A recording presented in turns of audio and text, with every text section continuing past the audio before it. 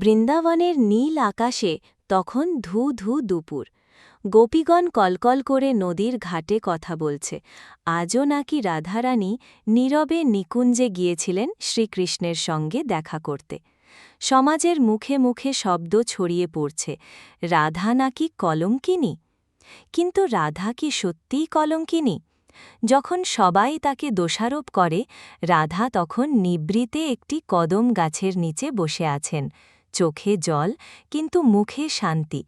কারণ তিনি জানেন, মানুষ তাকে কলঙ্কিনী বললেও কৃষ্ণ তাকে বলে প্রাণেশ্বরী।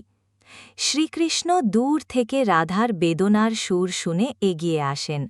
তিনি রাধার পাশে বসে বলেন, রাধে, তারা তোমাকে যা বলে বলতে দিক। সমাজ যাকে কলঙ্ক ভাবে, আমি তাকে প্রেমের মুকুট দিই। রাধা মৃদু হাসলেন। প্রেম যদি কলঙ্ক হয়, তবে সেই কলঙ্কই আমার অলঙ্কার কেশব। সমাজের নিয়ম ছিল ভাঙার নয়, কিন্তু রাধাকৃষ্ণের প্রেম ছিল নিয়মের ঊর্ধ্বে, দেহের নয়, আত্মার মিলন। মানুষ না বুঝে সেই প্রেমকে অন্যায় বলে ভাবত। তাই রাধার মাথায় চাপানো হয়েছিল কলঙ্কের মুকুট। কিন্তু কৃষ্ণ সেই কলঙ্ককেই পরিণত করেছিলেন দেবী মর্যাদায়। বৃন্দাবনের বাতাসে তখন শোনা গেল বংশীর সুর।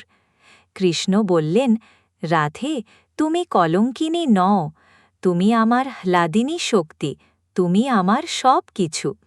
তোমার নাম ছাড়া আমার অস্তিত্ব নেই। সেই দিন থেকে রাধা বুঝলেন, সমাজ অপমান দিলেও সত্য প্রেমের কখনো কলঙ্ক হয় না। যারা বাইরে থেকে দেখে তারা কলঙ্ক বলে, কিন্তু যারা হৃদয় দিয়ে দেখে তারা বলে, রাধা হলেন প্রেমের রানী, কলঙ্কিনী নয়, পরম পবিত্র।